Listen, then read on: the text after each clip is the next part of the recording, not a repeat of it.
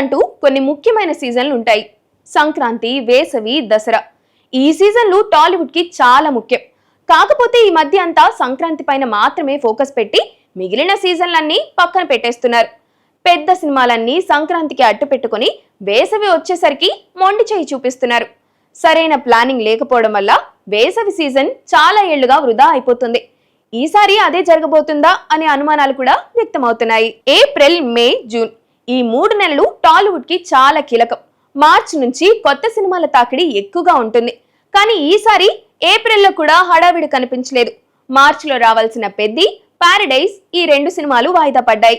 ఏప్రిల్లోనూ వీటి జాడ కనిపించే ఛాన్స్ లేదు. కొత్త రిలీజ్ డేట్ ఇంకా ఖరారు కూడా చేయలేదు. పారడైజ్ అయితే ఎలాగూ బాగా వెనక్కి వెళ్ళిపోయినట్టే. పెద్ది అయినా వేసవిలో వస్తుందా అనేది చూడాలి. ఏప్రిల్లో బైకర్, డెకాయిట్ మాత్రమే కొద్దో గొప్ప వసూళ్లు అందుకున్నాయి. మిగిలిన సినిమాలన్నీ నిరాశపరిచాయి. ఏప్రిల్లో మరో 2 వారాలు బాకీ. కానీ ఈ 2 వారాలు సినిమాలు లేకపోవడం ఆశ్చర్యం కలిగిస్తుంది.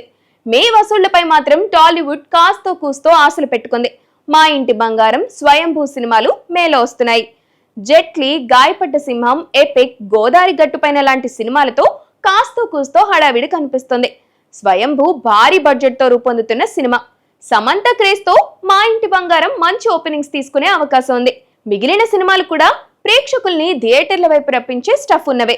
ఏప్రిల్ లోటుని మేలో అయినా టాలీవుడ్ భర్తీ చేసుకుంటుందేమో చూడాలి మరి.